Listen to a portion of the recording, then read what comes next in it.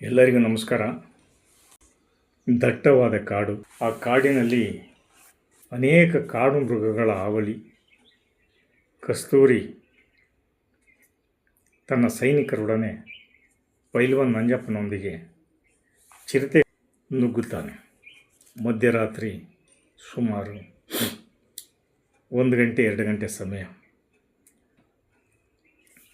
ವೃದ್ಧ ಭರಮಪ್ಪ ನಾಯಕ, ದೊರೆ ರಂಗಪ್ಪ ನಾಯಕ ದಳವಾಯಿ ಮುದ್ದಣ್ಣನ ಬಂದಿಯಾಗಿ ಆ ಚಿರತೆ ಕಲ್ಲಿನ ಕಾಡಿನಲ್ಲಿ ಅವರನ್ನು ಕೊಲ್ಲಲು ಅನ್ನ ನೀರಿಲ್ಲದೆ ಗಣ್ಯರನ್ನು ಇನ್ನೂ ಅನೇಕ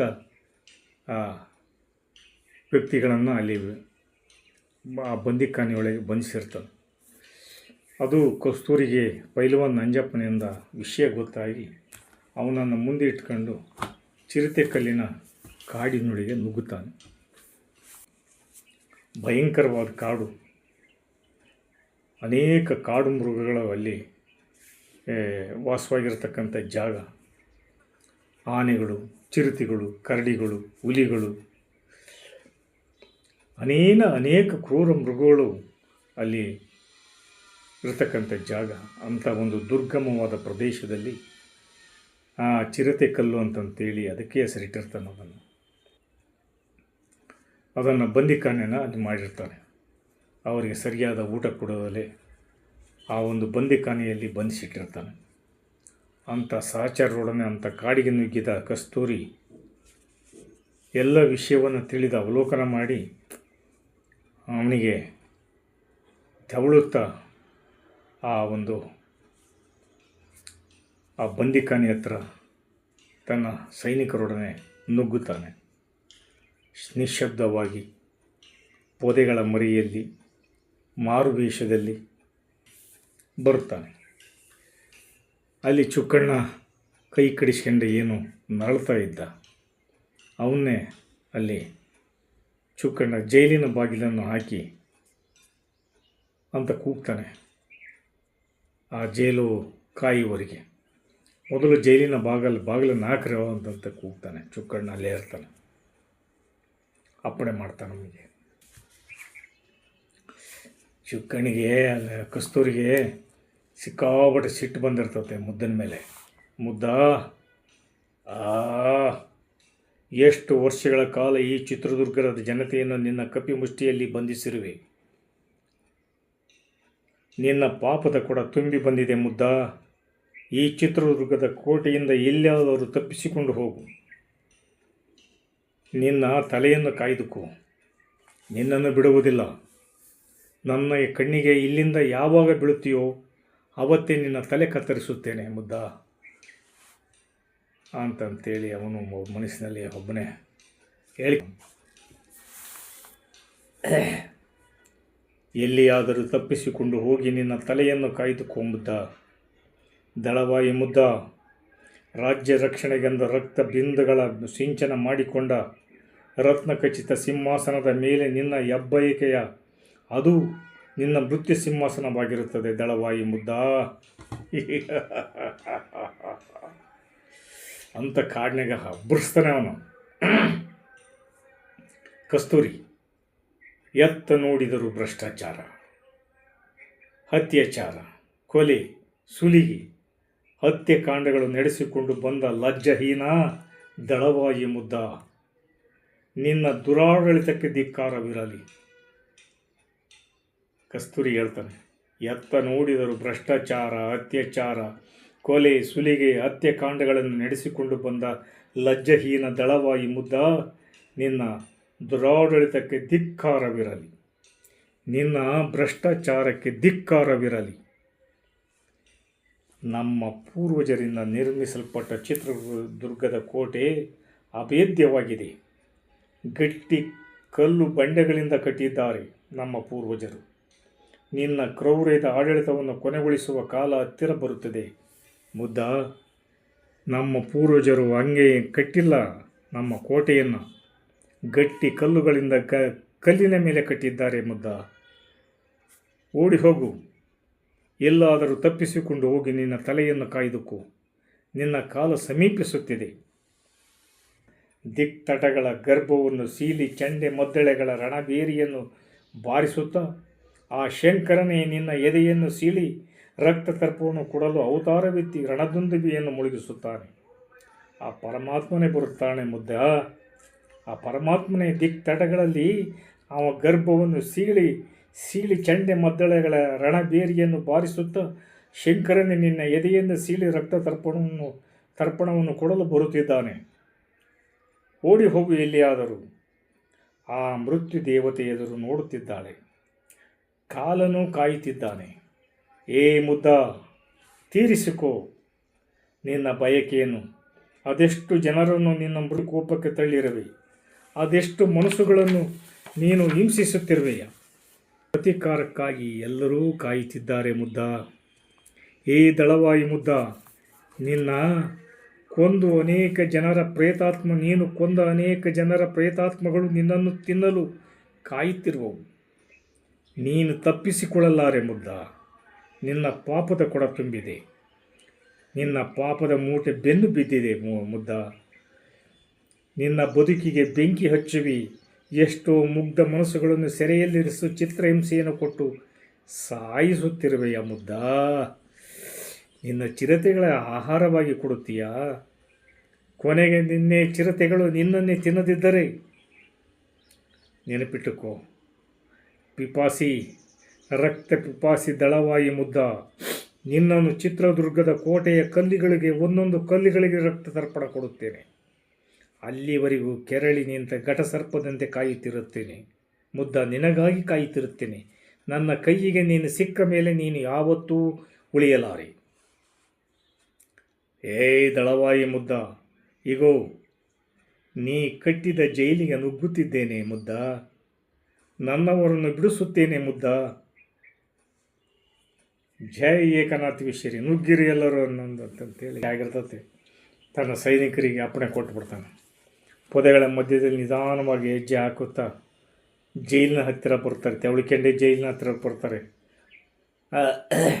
ಹತ್ತಿರಕ್ಕೆ ಬಂದು ಕಲ್ಲು ಹೇರ್ತಾನೆ. ಕಲ್ಲು ಹೇರಿ ಆ ಕಿಟಿಕಿಗೆ ನೋಡ್ತಾನೆ. ಅವನು ಸಹ ಅಲ್ಲಿ ಚಿರತೆ ಕಲ್ಲಿನಲ್ಲಿ ಸಿಗಾಕೊಂಡಿರ್ತಾನೆ. ಅವನೇ ತೋರಿಸಿದ್ದು ಈ ಜಾಗನೆಲ್ಲ ಪೈಲ್ವಲ್ಲಿಂಗಣ್ಣ. ಆಮೇಲೆ ಸಿಪಾಯಿಗಳೇ ಹೇಳ್ತಾನೆ ತೆವಳಿಕೊಂಡು ಹೋಗ್ಬೇಕಾದ್ರೆ. ಅಂಥ ರಾತ್ರಿ 3 ಗಂಟೆ 2:30 ಸುಮಾರು. ಸಿಪಾಯಿಗಳೇ ಎಲ್ಲರೂ ಎಚ್ಚರದಿಂದಿರಿ. ಎಲ್ಲರೂ ಎಚ್ಚರದಿಂದ ಹೆಜ್ಜೆ ಹಾಕಿ ಬಾಗಿಲನ್ನು ನಿಧಾನವಾಗಿ ತಳ್ಳಿ ಕಸ್ತೂರಿಯನ್ನು ಅನುಸರಿಸಿ ಹೆಜ್ಜೆ ಹಾಕಿ. ಆವಾಗ ರಂಗಮಂದಿರದಾಗೆ ಮಂದ ಬೆಳಕು, ಕತ್ತಲು, ಒಬ್ಬರಿಂದ ಒಬ್ಬರು ಕಳ್ಳೆ ಹೆಜ್ಜೆ ಹಾಕುತ್ತಾ ಬರ್ತಿರ್ತಾರೆ. ಕಸ್ತೂರಿ ಇಡಕ್ಕೆ ನೋಡ್ತಾರೆ. ಸ್ವಲ್ಪ ನಿಲ್ರಿ, ಎಲ್ಲರೂ ಹಿಂದಕ್ಕೆ ಸರಿರಿ. ಸೆರೆಮನಿಯಲ್ಲಿ ಏನೋ ಗದ್ದಲ ಆಗ್ತಾಯಿದೆ, ಅದನ್ನು ತಿಳಿದು ನೋಡೋಣ, ಹಿಂದಕ್ಕೆ ಸರಿರಿ ಅಂತ. ಗೊಲ್ಲರ ಕಿಟ್ಟಪ್ಪ ಚಿರತೆಕ್ಕಲಿನ ಬಂದಿಕಾಯಿ ಒಬ್ಬ ಸಿಪಾಯಿ ರಜೆಯ ಮೇಲೆ ಹೋಗಿರ್ತಾನೆ.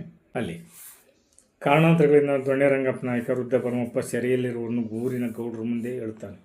ದೊರೆ ರಂಗಪ್ಪ ನಾಯಕ ದುರ್ಗದ ದೊರೆ ಇರ್ತಾನೆ. ದಳವಾಯಿ ಮುದ್ದಣ್ಣನ ಅವನನ್ನು ರಾಜನಾಗಿ ಮಾಡಿರ್ತಾನೆ. ಮೋಸದಿಂದ ಅವನನ್ನು ಹುಲಿ ಬೇಟೆಗೆಂದು ಕಳಿಸಿ ಕೊಂದು ಹಾಕಿ ತಂದು ಸುಳ್ಳು ಸುದ್ದಿಯನ್ನು ಹಬ್ಬಿಸಿ ಅವನು ಚಿರತೆ ಕಲ್ಲಿನ ಬಂದಿಖಾನೆಯಲ್ಲಿ ಇರಿಸುತ್ತಾನೆ.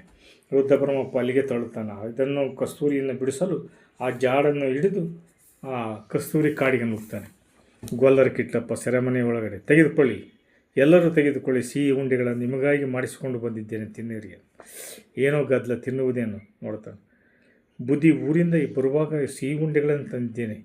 ನನ್ನ ಹೆಂಡತಿ ರುಚಿಯನ್ನು ಮಾಡಿಕೊಟ್ಟಿದ್ದಾಳೆ, ಅದಕ್ಕೆ ಎಲ್ಲರೂ ಕೊಟ್ಟಿದ್ದೇನೆ, ತಗೊಳ್ಳಿ, ನೀವು ಸ್ವಲ್ಪ ರುಚಿ ನೋಡಿ. ಚುಕ್ಕನಿಗೆ ಕೊಡ್ತಾನೆ. ಕೈ ಕಡಿಸ್ಕೊಂಡು ಅವನು ಕೆಂಡಾಮಂಡಲವಾಗಿರ್ತಾನೆ. ಚುಕ್ಕನಿಗೆ ಕೊಡ್ತಾನೆ. ಕಾಳು ಬಡ್ಡಿ ಮಗನೇ. ಚುಕ್ಕ ಹೇಳ್ತಾನೆ, ಮೊದಲೇ ದಿಮಾಕಿನ ನನ್ನ ಮಗ, ಕಾಳು ಬಡ್ಡಿ ಮಗನೇ, ನನಗೇನೇ ಉಂಡೆ ಕೊಡ್ತೀಯ? ಈ ಉಂಡೆಯಲ್ಲಿ ಏನು ಬೆರೆಸ್ಕೊಂಡು ಬಂದಿದೆಯೋ? ವಿಷ ಬೆರೆಸಿದೆಯೇನೋ ಹೇಳು. ಆವಾಗ ಹೇಳ್ತಾನೆ, ಬಿಸಾಡಿ ಓಡ್ತಾನೆ. ಸಿಪಾಯಿಗಳೇ ಎಲ್ಲ ನುಗ್ಗಿ ಒಳಗೆ ಸದೆ ಬಡಿಯಿರಿ, ಎಲ್ಲ ಅಲ್ಲಿ ಕೇಕೆ ಹಾಕುತ್ತಾ ಖಡ್ಗ, ಕತ್ತಿ, ಗುರಾಣಿ ಎಲ್ಲ ಹಿಡ್ಕೊಂಡು ಆ ಮಂದ ಬೆಳಕಿನ ನುಗ್ಗೆಲ್ಲ ಬಾರಿಸ್ಬಿಡ್ತಾರೆ ಚೆನ್ನಾಗಿ. ಸೆರೆಮನೆಯ ಬಾಗಿಲನ್ನು ಹಾಕಿರಿ, ದೀಪ ಹಚ್ಚಿರಿ, ಯಾರೋ ಬಂದು ನುಗ್ಗಿದರೆ ಅಂತ ಕೂಗ್ತಿರ್ತಾನೆ ಚುಕ್ಕಣ್ಣ. ಆವಾಗ ಇದೇನು ವಿಚಿತ್ರ ಶಬ್ದ, ನಮಗೆ ಸೆರೆಮನೆಯ ಮುಕ್ತಿಯ ಕಾಲ. ಆವಾಗ ವೃದ್ಧ ಪರಮಪ್ಪನಿಗೆ ಅನಿಸುತ್ತೆ, ಯಾರೋ ಪುಣ್ಯಾತ್ಮನನ್ನು ಬಂದು ಬಿಡಿಸಕ್ಕೆ ಬಂದಿದ್ದಾರೆ ಅಂತ. ದೊಣ್ಣೆ ನನಗೆ ಯಾಕೋ ಬಲಗಣ್ಣು ಅದರುತ್ತಿದೆ, ನಮಗೆ ಒಳ್ಳೆ ದಿನ ಬಂತೆಂದು ಕಾಣುತ್ತದೆ. ತಾಯಿ ಏಕನಾಥೇಶ್ವರಿ, ತಾಯಿ ಉಚ್ಚಂಗಿ ನಮ್ಮನ್ನು ಕಾಪಾಡಮ್ಮ ಅಂತಂತೇಳಿ ಇಬ್ಬರು ಆ ಸೀನಿಯರ್ ಮೋಸ್ಟ್ ಅಲ್ಲೇ ಕೈ ಮುಗಿತಾರೆ. ಯಾರ ಪುಣ್ಯಾತ್ಮ ಬಂದ ನಮ್ಮನ್ನು ಈ ಸೆರೆಯಿಂದ ಬಿಡಿಸೋಕೆ ಅಂತಂತೇಳಿ.